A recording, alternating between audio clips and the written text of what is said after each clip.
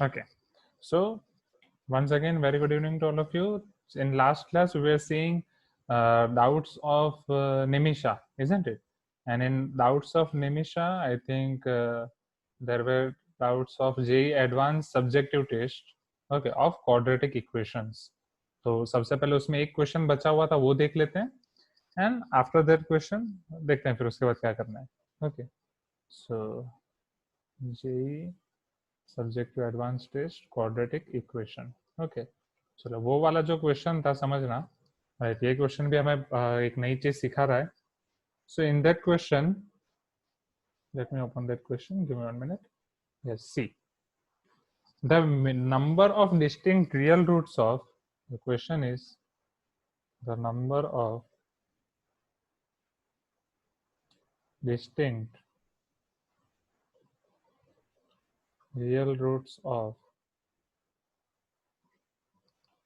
x to the power 4 minus 4x cube plus 12x square plus x minus 1 equal to 0.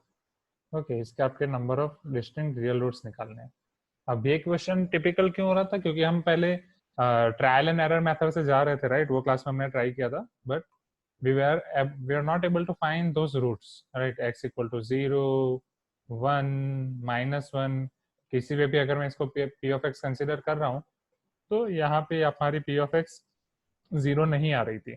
Okay, और ऐसे बहुत सारे roots हमने देखे थे, इवन 2 - 2 भी देखा था. ओके, तो वहां पे भी हमारी पॉलिनोमियल 0 नहीं हो रही थी. So what we can do now is, ये क्वेश्चन हमें बहुत सारा एक नया कंसेप्ट सिखा रहा है, समझना. सपोज ये हमारा फंक्शन है. Okay, if f of x is equal to x to the power 4 minus 4x cube plus 12x square plus x minus 1 equal to 0. हमें ये तो पता है कि अगर आपका क्वाड्रेटिक पॉलिनोमियल है तो उसके मैक्सिमम 4 रूट्स मिलेंगे, इजंट इट?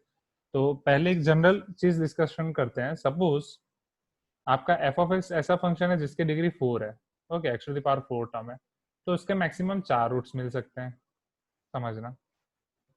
अब जब मैं उसका डिफरेंशिएशन करूंगा f डैश x, तो उसके में जो भी मुझे पॉलिनोमियल मिलेगी उसकी डिग्री 3 हो जाएगी, और उसकी डिग्री 3 हो जाएगी तो उसका मैक्सिमम मुझे कितने रूट्स मिलेंगे? 3 रूट्स मिलेंगे, right? This is general equation.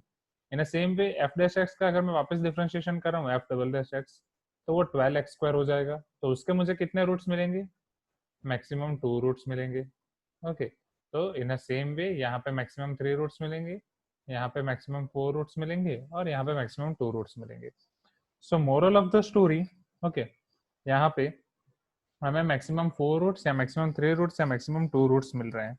Okay, मतलब अगर f ऑफ x के रूट्स जितने हैं, ओके, f डैश x के रूट और f ऑफ x के रूट में क्या फर्क रहता है? एक का फर्क रहेगा. अगर इसके 4 रूट्स हैं तो इसके 3 रूट हो जाएंगे. क्यों? क्योंकि डिग्री एक कम हो रही है.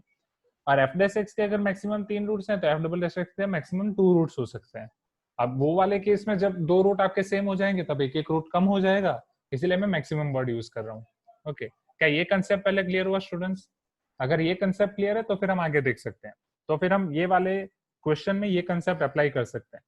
Please give me some response. क्या ये कंसेप्ट क्लियर है? Okay, it is quadric equation, right? इसको आप डबल क्वाड्रेटिक इक्वेशन बोल सकते हो या क्वाड्रिक इक्वेशन बोल सकते हो. तो क्वाड्रिक इक्वेशन के 4 रूट्स होते हैं. क्वाड्रिक इक्वेशन के बारे में हमें ज्यादा पता नहीं है, बट हमें क्वाड्रेटिक इक्वेशन के बारे में पता है, राइट? चलो, तो f ऑफ x का अगर मैं यहाँ पे डिफरेंशिएशन कर रहा हूँ, first differentiation, so here f dash x is equal to 4x cube minus 12x square plus 24x plus 1. अब ये f डैश x के कितने रूट होंगे वो भी हमें पता नहीं चलेगा, क्योंकि ये क्यूबिक इक्वेशन है. ठीक है, क्यूबिक इक्वेशन के बारे में भी हमें ज्यादा पता नहीं है. ट्रायल एंड एरर से हम देख सकते हैं जैसा पहले वाले केस में किया, बट बेटर हम और अलग अलग ऑप्शंस देख लें. तो हम अगर f डबल डैश x कर रहे हैं तो हमें क्वाड्रेटिक इक्वेशन मिलेगा. 4 3 jar 12x square minus 12 2 jar 24x plus 24. So this is our quadratic equation. अब क्वाड्रेटिक इक्वेशन के बारे में हमें पता है. चलो, अब ये क्वाड्रेटिक इक्वेशन के बारे में अगर मुझे जानना हो कि इसके कितने कितने रूट्स होंगे तो मैं कैसे फाइंड कर सकता हूँ? डेफिनेटली फर्स्ट ऑफ ऑल मुझे डिटर्मिनेंट फाइंड करना पड़ेगा. Discriminant, not determinant, discriminant. Okay, discriminant b square minus 4ac. So what is b over here? Minus 24. Minus 4. What is a over here? 12. What is c over here? 24. So now it is equal to 24 whole square 24 का square क्या हो जाएगा? 576 होगा ना, because 25 square is 625, तो ये 576 जहां तक मुझे याद है। Is it so? ये वही होगा। फिर ये 12 टू से ये भी 24 हो जाएगा, isn't it? And 24 into 24 576 into 2 होगा। Are you getting my point? -576 into 2, इस तरीके से स्मार्ट वर्क करना है। So it will be -576 which is less than 0। तो ये कुछ याद है आपको? अगर डिस्क्रिमिनेंट लेस देन 0 होगा तो एफ डबल डैश एक्स के कितने रूट्स मिलेंगे? Real root. सी, क्वेश्चन में आपको यही बोला गया, अगर डिस्क्रिमिनेंट लेस देन 0 तो आपको पता है कॉम्प्लेक्स रूट्स मिलते हैं, राइट? तो उसके रियल रूट्स कितने मिलेंगे? और आपको ये भी पता है कि अगर डिस्क्रिमिनेंट लेस देन 0 है तो डेफिनेटली आपका जो फंक्शन है पूरा, मतलब ये क्वाड्रेटिक इक्वेशन पूरा ग्रेटर देन 0 होगा, इजंट इट? ये पूरा क्वाड्रेटिक इक्वेशन आपका ऐसा होगा जो एक्स एक्सिस को इंटरसेक्ट ही नहीं करेगा। तो पर्टिकुलर इसके नो रियल रूट्स मिलेंगे। Are you getting my point? पहले ये चीज क्लियर हुई स्टूडेंट्स? क्वाड्रेटिक के बारे में तो हमें पता है ना। ओके, तो एफ डबल डैश एक्स के रूट्स कितने होंगे? सो रूट्स और number of roots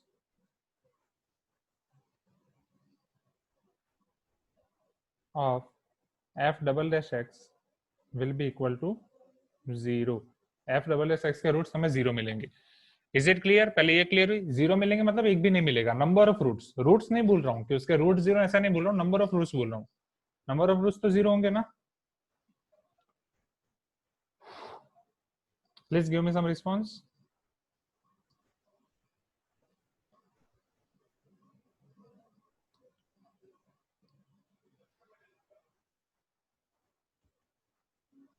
okay, yes. So number of roots उसके 0 होंगे। तो अब जो मैंने यहाँ पे आपको स्टार्टिंग में सिखाया, अगर एफ डबल डैश के मैक्सिमम 2 रूट्स हैं तो एफ डैश एक्स के कितने होंगे? एफ डबल डैश के कंपेयर में एफ डैश के एक ज्यादा हो सकता है मैक्सिमम, और एफ डैश के कंपेयर में एफ का एक और ज्यादा हो सकता है, इजंट इट? यहाँ पे इसके 2 हैं तो इसके 3 और इसके 4 हो सकते हैं। तो इन द सेम वे यहाँ पे अगर number of roots of F double dash x are 0, so definitely number of roots of f dash x ये क्या हो जाएंगे? या मैक्सिमम, अगर मैं इंक्लूड करूं, मैक्सिमम वर्ड इंक्लूड करना जरूरी है। So maximum number of roots या maximum roots of F double dash X, okay, ये कितने हो जाएंगे बोलो? Type in chat box. अगर ये 0 है तो एफ डैश एक्स के रूट्स कितने हो जाएंगे? Please give me some response.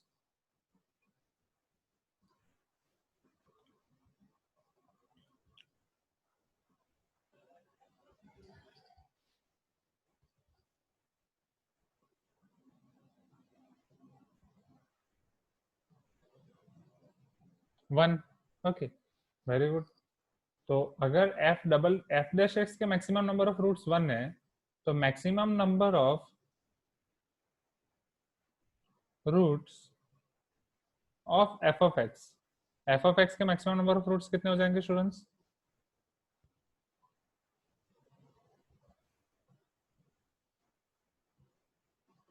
2, and that is our answer. Okay, और अब हमें ये देखना है कि ये हमें मैक्सिमम नंबर ऑफ रूट्स मिले। आपको इधर पूछा गया नंबर ऑफ रूट्स, कि नंबर ऑफ रूट्स उसके कितने मिल रहे हैं। अब हमें वो देखना है कि इसके कितने रूट्स हो सकते हैं। अब वो तो ऑलरेडी हम ट्रायल एरर से देख रहे थे, बट हमें पता नहीं चल रहा था। But let us try to estimate क्या क्या उसके 2 रूट्स मिल सकते हैं। सो ये हमारा एफ ऑफ एक्स है, that is x to the power 4 minus 4x cube plus 12x square plus x minus 1। उसको मैं वापस लिख रहा हूँ। So here f of x is equal to x to the power 4 minus 4x cube, x to the power 4 minus 4x cube plus 12x square plus x minus 1। इसके हम factors तो नहीं निकाल पाए, बट इसको ट्राई करते हैं। अगर मैं इसमें x इक्वल टू 0 रखूंगा तो f ऑफ 0 मुझे क्या मिलेगा? -1। अगर मैं इसमें x इक्वल टू -1 रखूंगा तो f ऑफ -1 मुझे क्या मिलेगा? -1 to the power 4 plus 1 -1 cube -1 minus minus plus 4 plus 12, फिर ये -1 तो ये -2 हो गया। 12 माइनस 2 10, 10 प्लस 5 15।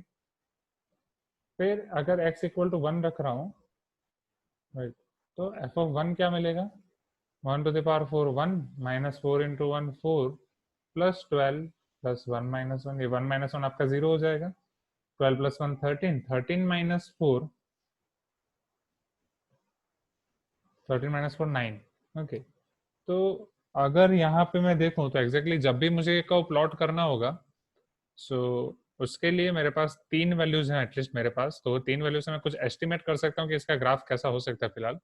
तो एफ ऑफ जीरो मुझे नेगेटिव मिल रहा है, तो जब x इक्वल टू जीरो रखूंगा तो वहां पे मुझे वैल्यू -1 मिल रही है। ओके, एफ ऑफ -1 मुझे पॉजिटिव मिल रहा है, ये -1 पे मुझे आंसर मिल रहा है 15। ओके, सपोज ये 15 कहीं यहाँ पे होगा, और एफ ऑफ 1 मुझे मिल रहा है 9, तो एफ ऑफ 1 9 सपोज कहीं यहाँ पे होगा, राइट। क्या ये 3 पॉइंट पहले क्लियर हो गए स्टूडेंट्स? ओके, ये 3 पॉइंट पहले क्लियर हो गए। 0 पे मुझे वैल्यू -1 मिली, -1 पे मुझे मिला 15, ओके, और 1 पे मुझे मिला 9। तो डेफिनेटली जब भी मैं इस कर्व को प्लॉट करूंगा, ठीक है, it is not x square, तो पैराबोला तो नहीं मिलेगा, बट एटलीस्ट ये वाले पोर्शन में इसका कर्व मुझे ऐसा मिल सकता है। ओके, और मुझे ये चीज पता है कि इसके मैक्सिमम 2 रूट मिलेंगे, और जब इसके मैक्सिमम 2 रूट मिलेंगे, ठीक है, समझने की कोशिश करना।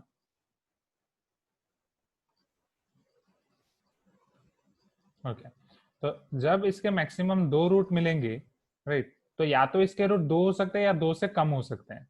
और अगर आप इसको वो तरीके से सोचे कि x टू द पावर 4 है, तो x टू द पावर 4 के मैक्सिमम रूट 4 हो सकते हैं। अगर मान लो आगे जाके ऐसे जा रहा है, तो यहाँ पे एक तीसरा मिलेगा, यहाँ पे चौथा मिलेगा, बट अभी हमने देखा ऐसी पॉसिबिलिटी होगी ही नहीं, राइट, ये ऐसी पॉसिबिलिटी होगी ही नहीं यहाँ पे, क्योंकि मैक्सिमम रूट्स 2 हैं।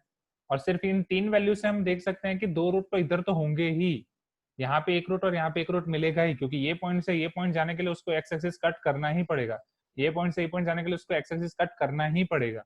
तो पहले मैं पता था इसके मैक्सिमम नंबर ऑफ रूट्स 2 होंगे, बट इतना ग्राफ प्लॉट करने के बाद अब हमें क्लियर है कि इसके नंबर ऑफ रियल रूट्स 2 होंगे। ओके, बाकी के रूट्स शायद इसके इमेजिनरी हो सकते हैं, but number of real roots तो 2 होंगे ही होंगे। Is it clear? पता चला? Isn't it a good question? Okay, please give me some response. क्या ये क्वेश्चन में पता चला? राइट, बहुत अच्छा क्वेश्चन था।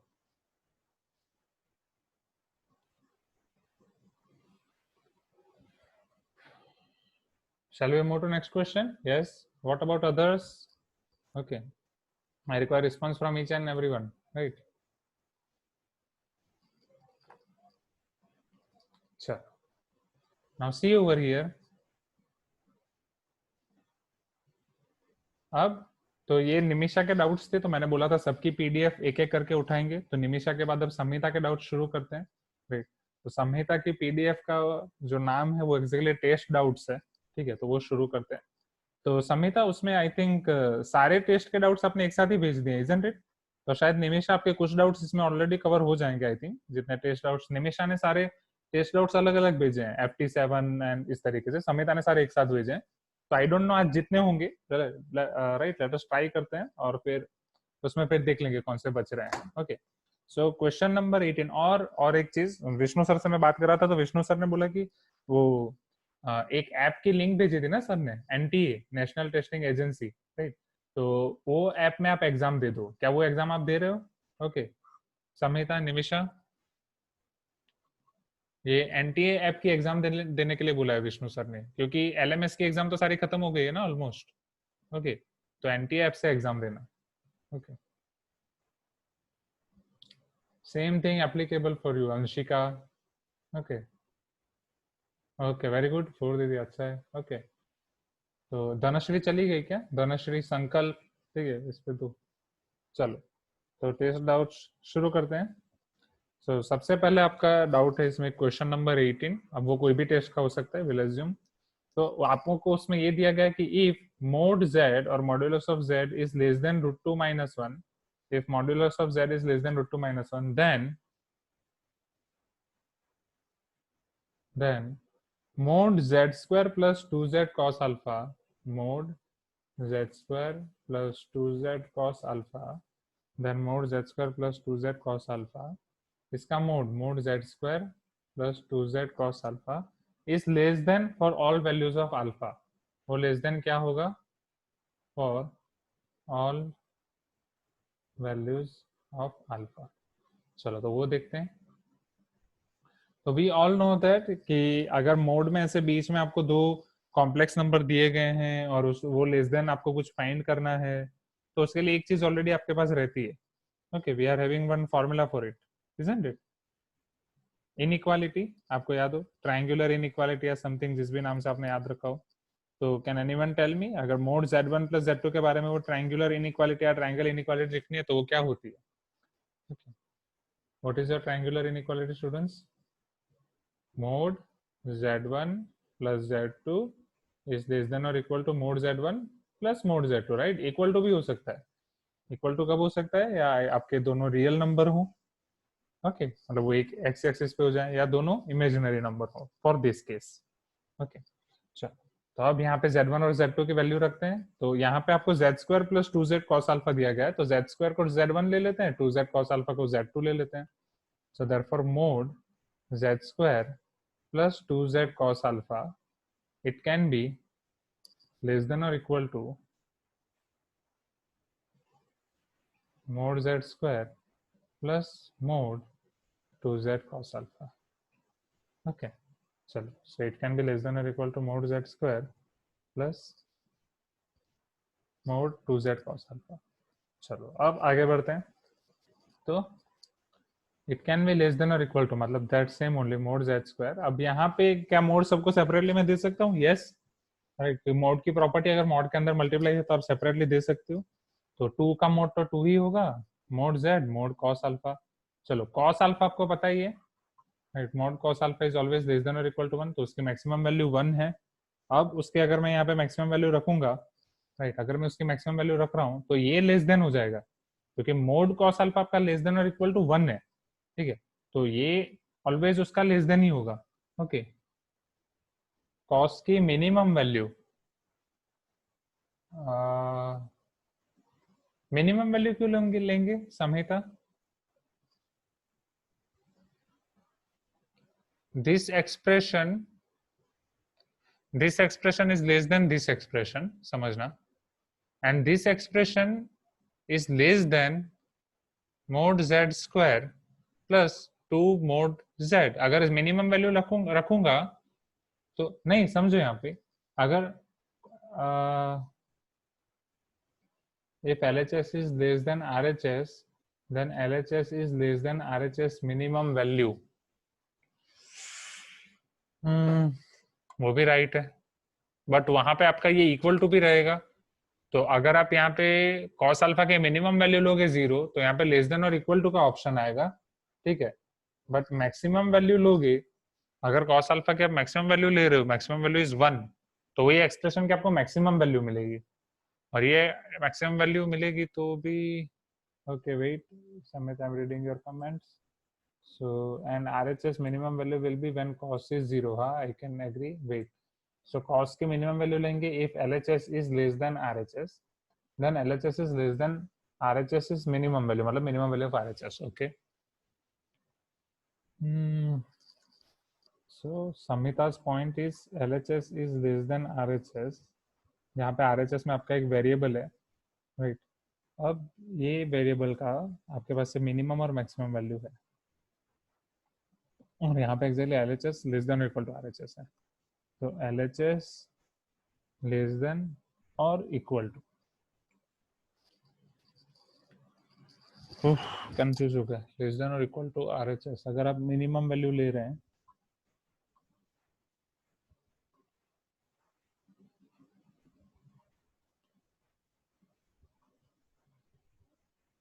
मैक्सिमम वैल्यू, ये आपकी इक्वल टू कब होगा? जब दोनों रियल नंबर होंगे, रियल नंबर होंगे मतलब अल्फा 0, मतलब cos alpha equal to 1, isn't it?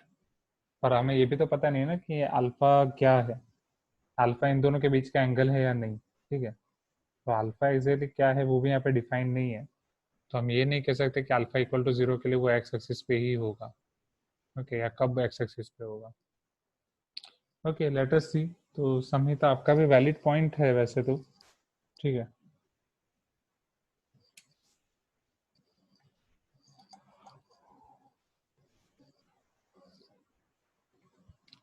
And mode z less than √2 - 1 दिया है,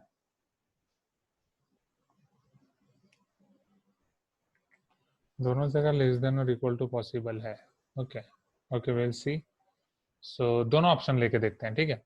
सो अगर मिनिमम वैल्यू ले रहा हूं मैं तो ये आपका हो जाएगा लेस देन और equal to mod z square, maximum value ले रहा हूं तो आपका हो जाएगा less than equal to mod z square plus 2 mod z। चलो, तो यहाँ पे अब mod z is less than आपको दिया गया है √2 - 1। अगर मोड जेड √2 - 1 से कम है तो मोड जेड का स्क्वायर करूंगा तो वो √2 - 1 होल स्क्वायर से कम होगा, isn't it? So here your mod z whole square will be less than √2 - 1 whole square, क्योंकि वो तो पॉसिबल है। तो इट्स लेस देन, अब इक्वल टू साइन यहाँ पे रिमूव हो जाएगी, √2 - 1 होल स्क्वायर, और यहाँ पे is less than √2 - 1 whole square plus 2 times √2 - 1। Okay, now so this will be equal to, actually equal to लिखना चाहिए बट हम LHS को ही कंपेयर कर रहे हैं। तो √2 whole square 2 minus 2 √2 plus 1, 2 plus 1 is less than 3 minus 2 √2, तो 3 माइनस 2 √2 से कम होना चाहिए, and here it should be less than √2 - 1 whole square, या आप √2 - 1 पहले कॉमन निकाल दो, तो यहाँ पे आपके पास बचेगा √2 - 1 प्लस 2, तो वो √2 + 1 हो जाएगा, √2 - 1 √2 + 1, ये एक्जैक्टली √2 + 1 हो जाएगा, और ये √2 - 1 है तो a - b a + b, 2 - 1 answer आ जाएगा 1। तो it should be less then 1, it should be less than 3 - 2 √2। अब 2 √2 मीन्स 1.4 ना, ओके, या 1.14।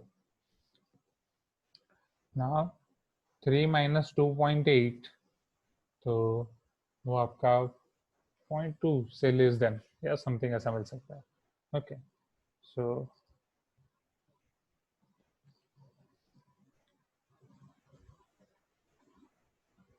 and what are your options given?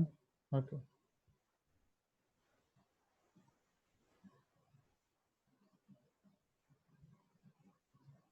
so according to options it is 1, √2 + 1, √2 - 1, none of this. Okay, तो 1 वाला option यहाँ पे आ रहा है, बट उस तरीके से देखे जाए तो अगर वो 1 से कम है तो √2 + 1 से भी कम होना चाहिए, √2 - 1 से भी कम होना चाहिए, राइट। यूजुअली 3 - 2 √2 आ रहा है तो 0.2 से कम है, minimum and maximum value. Okay, हाँ, Samita, your point is valid. If LHS is less than or equal to RHS, then it should be less than minimum value of RHS.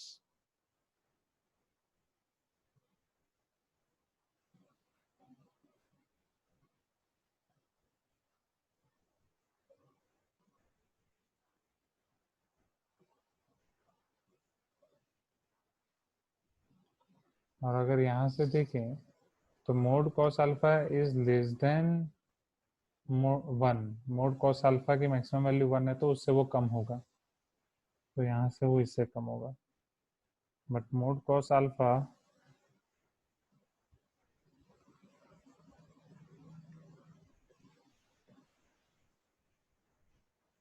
Zero से बड़ा होगा। तो हाँ, अगर mod cos alpha greater than और equal to 0 होगा तो definitely 2 mod z cos alpha greater than और इक्वल टू 0 होगा, तो mod z square plus 2 mod z cos alpha वो आपका ग्रेटर देन और equal to mod z square होगा। Okay, mod z square plus 2 mod z cos alpha greater than और equal to z square होगा, and it is greater than और equal to mod z square plus 2 z cos alpha mode.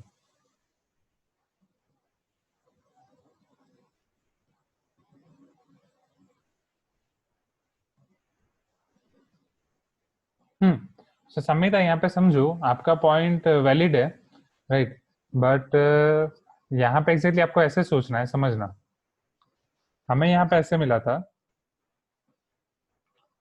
Mode z square plus 2z cos alpha it is less than और equal to mod z square plus 2 mod z mod cos alpha, isn't it? अब इस expression को आप समझो तो ये expression से कम है, राइट, लेस देन और इक्वल टू है, और ये एक्सप्रेशन को अगर आप सोचे mode z square plus 2 mod z cos alpha, okay, तो ये एक्सप्रेशन की खुद की एक मिनिमम और मैक्सिमम वैल्यू है। ओके, सिंस सी यहाँ पे भी कॉस अल्फा आपका एक वेरिएबल है, यहाँ पे भी कॉस अल्फा आपका एक वेरिएबल है, तो अगर मैं सिर्फ ये एक्सप्रेशन को ऑब्जर्व करूं तो we all know that mod cos alpha is between 0 to 1, right, और वो इक्वल टू भी हो सकता है।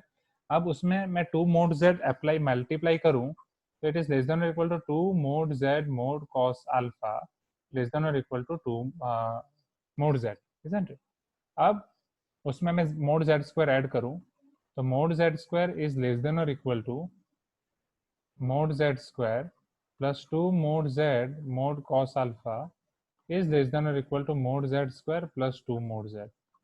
ओके, तो ये जो एक्सप्रेशन है पर्टिकुलर, ये एक्सप्रेशन की एक मिनिमम वैल्यू है, एक मैक्सिमम वैल्यू है. ओके, और ये जो हमारे पास एक्सप्रेशन है, ये एक्सप्रेशन से कम है. ये वाला जो आपका एक्सप्रेशन है, ठीक है, ये एक्सप्रेशन ये वाले एक्सप्रेशन से ऑलवेज लेस देन है. ठीक है, अब वी ऑल नो दैट अगर मैं आपको ऐसा बोल रहा हूं कि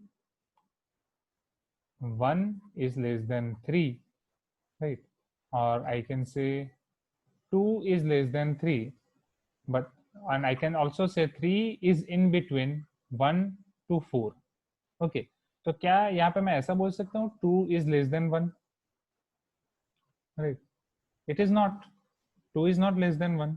ठीक है, बट अगर मैं ऐसा बोलूं कि 2.5 is less than 3 is less then 4 या 3.5, तो मैं यहाँ पे ये बोल सकता हूँ yes 2 is less then 2.5. Okay, so in the same way यहाँ पे ये दोनों एक्सप्रेशन के बीच में मैं ये नहीं बोल पाऊंगा, राइट, कि इन दोनों के बीच में क्या रिलेशन होगा. आइदर लेस देन रिलेशन होगा, आइदर इक्वल टू रिलेशन होगा, आइदर ग्रेटर देन रिलेशन होगा. It can be anything, right, it can be anything. But मुझे ये पता है कि इसकी मैक्सिमम वैल्यू यही है. तो यहाँ पे ये चीज तो ऑलवेज आपका फिक्स ही है कि ये 3 के राइट हैंड साइड पे कोई भी लोगे, राइट. तो ये वाला जो आपका एक्सप्रेशन है 2, वो इससे छोटा ही होगा. 2 will be always less then 4. यहाँ पे 3.5 ले रहे हो, 2 will be always less then 3.5. तो अगर आप मोड कोस अल्फा की मिनिमम वैल्यू ले रहे हो 0, तो मिनिमम वैल्यू के लिए ऐसा जरूरी नहीं है कि वो लेस देन ही होगा, राइट. वहां पे जो आपका एक्सप्रेशन मिल रहा है वो कुछ भी हो सकता है, इक्वल टू भी हो सकता है, ग्रेटर देन भी हो सकता है. इसीलिए we will go for higher value. इसलिए हम 1 वैल्यू लेंगे क्योंकि उसके लिए वो ऑलवेज लेस देन ही होगा. Is it clear? आपका पॉइंट ऑफ आर्गुमेंट राइट था कि सर वो लेस देन कम है तो क्या उसका मिनिमम से भी कम हो सकता है? तो नहीं, वो क्योंकि उसका मिनिमम से कम हो सकता है या नहीं वो हमें पता नहीं चलेगा, राइट. क्योंकि ये एक्सप्रेशन अपने आप में एक एक्सप्रेशन है, ये एक्सप्रेशन अपने आप एक एक्सप्रेशन है. इसमें आप जो कॉस अल्फा की वैल्यू रख रहे हो वही आपको इधर भी रखनी पड़ेगी. ठीक है, तो अगर आप सारी वैल्यू के लिए कंसिडर कर रहे हो तो you should always go for higher one, क्योंकि हायर वन के लिए वो ऑलवेज लेस देन होगा. यहाँ पे वो लेस देन हो भी सकता है, नहीं भी हो सकता. Is it clear Samita?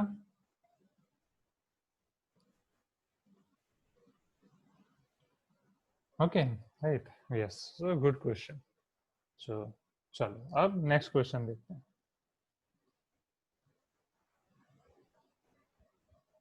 So if a1, a2, a3 are three distinct real numbers, then the value of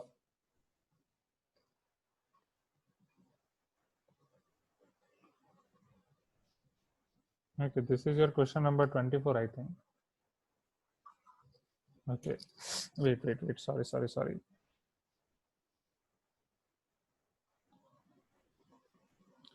Now if a1, a2, a3 are three distinct real numbers, then value of it is somehow blur, थोड़ा blur है. a1, a2, a3 are three distinct real numbers.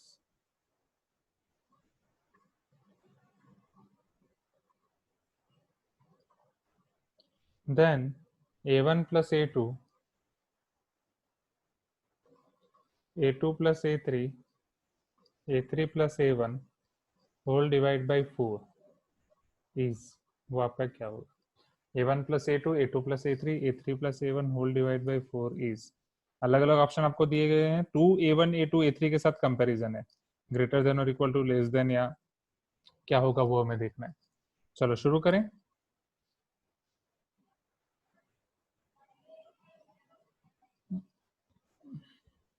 Okay, so it is also good question, right. इसमें समझना always, तो अगर ये तीन distinct real numbers हैं तो ये चीज लाने के लिए हम क्या करेंगे, हम स्टेप बाय स्टेप दो दो चीजों को कंसिडर करेंगे. पहले a1 a2, फिर a2 a3, फिर a3 a1. And you can see over here, यहाँ पे आपको पहले उन दोनों का सम दिया गया है, right. And we all know that कि, और आपको इसकी इक्वल टू वैल्यू पूछी गई है ना, वेट, ये लेस देन वैल्यू पूछी गई है. हाँ, बट इक्वल टू नहीं, मतलब सारे ऑप्शन में आपको ये दिया गया, इट इज ग्रेटर देन और इक्वल टू, लेस देन और इक्वल टू, ग्रेटर देन या लेस देन, ऐसा पूछा गया है. Okay, so we all know that अगर आपके पास दो नंबर का सम है और अगर आप सम डिवाइड बाई 2 कर रहे हो then it is called arithmetic mean.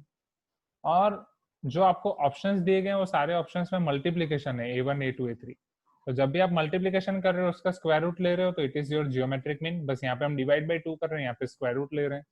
तो पता कैसे चल रहा है अरिथमेटिक मीन या जियोमेट्रिक मीन यूज कर रहे हैं? क्योंकि क्वेश्चन में प्लस दिया गया है और सारे आंसर्स में प्रोडक्ट दिया गया है, तो वहां से आप हिंट ले सकते हो कि प्लस मतलब अरिथमेटिक मीन, प्रोडक्ट मतलब जियोमेट्रिक मीन लेना है। तो अरिथमेटिक मीन और जियोमेट्रिक मीन में क्या रिलेशन है? Your arithmetic mean is always less than और equal to geometric mean, isn't it? अगर आपको याद ना हो तो आप तुरंत कोई भी ऐसे नंबर ले सकते हो जिनका मल्टीप्लाई करके आप स्क्वायर रूट निकाल सकते हैं। एज फॉर एग्जाम्पल, पर वो स्क्वायर रूट निकालना है तो फिर आपको सेम नंबर लेने पड़ेंगे। सपोज मैं सेम नंबर ले रहा हूँ, तो 3 + 3/2 लेस देन और equal to square root of 3 × 3, 3 × 3 9, 9 का स्क्वायर रूट 3, 3 + 3 2/2 3।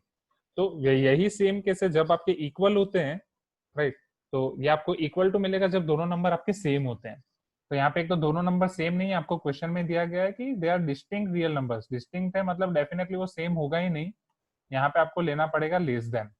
ओके, अब आप यहाँ पे ले रहे हो लेस देन, समझना। चलो अब यहाँ पे लेस देन या ग्रेटर देन अगर आपको याद नहीं आ रहा तो कोई भी एक एग्जांपल लेके देख लो, right? M is greater than, my mistake, okay wait इसलिए मैं देख रहा था क्योंकि मैं हर बार भूल जाता हूँ। तो हम देख लेते हैं, ठीक है? तो उसके लिए कोई भी मैं एक एग्जांपल ले रहा हूँ, सपोज 2 और 4 लेते हैं, तो 2 + 4/2 वो आपको 3 मिलेगा, 4 + 2 6, √2 × 4 वो आपको मिलेगा 2√2, ये आपका 1.4 होता है, तो ये आपका 2.28 हो जाएगा। तो 3 इज ग्रेटर देन दिस, तो डेफिनेटली ग्रेटर देन और equal to. Okay, so my mistake, greater than और equal to am greater than और equal to gm, always verify by this जब भी आप भूल जाएं मेरी तरह। सो अगर दो नंबर्स के लिए देखो तो मैं A1 प्लस, और यहाँ पे डिस्टिंक्ट है, डिस्टिंक्ट है तो इक्वल टू आएगा ही नहीं, ग्रेटर देन ही होगा। सो A1 + A2/2 is greater than 2 times √A1 A2, isn't it? क्योंकि ज्योमेट्रिक मीन यही होता है ना आपका, ज्योमेट्रिक मीन √A1 A2 होता है ना, उसमें 2 टाइम्स नहीं होगा ना, I think. Okay, geometric mean direct √A1 A2 होता है। ओके, आज बहुत सारे मिस्टेक कर रहा हूँ, नो इश्यू। चलो उसी तरीके से बाकी दो नंबर्स का देखो। सो A2 + A3/2 वो आपका होगा greater than √A2 A3। Okay, और A1 + A3/2 वो आपका होगा ग्रेटर देन √A1 A3। चलो अब जब आपके ये तीनों क्लियर हैं तो हम तीनों को मल्टीप्लाई कर देते हैं। If your LHS is greater then RHS, तो मल्टीप्लाई करोगे तो तीनों का product will be greater than RHS, isn't it? और बस यहाँ पे तो आपको यही दिया गया है। So here A1 + A2/2 into A2 + A3/2 into A1 + A3/2 is greater than √A1 A2 √A2 A3 √A1 A3। ये डिवाइड में आपके जितने भी 2 हैं, 2 × 2 × मतलब 2 2 4 2 8 हो जाएगा। So it is A1 + A2 A2 + A3 A3 + A1 whole divide by 8 will be greater than 8। अब √A1² plus into A2² into A3², under root और square cancel, A1 A2 A3, isn't it? और आपको इधर exactly divide by 4 के बारे में पूछा गया, तो 4 यहाँ पे रखो, 2 उधर ले जाओ, तो आपका आंसर आएगा greater than 2 A1 A2 A3। Okay, so is it clear?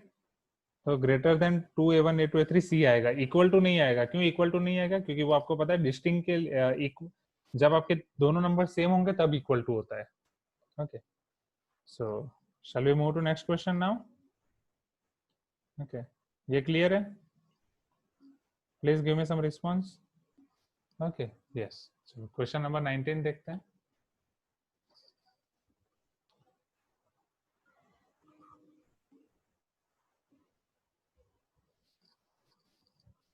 So for all theta belongs to closed interval 0 to π/2,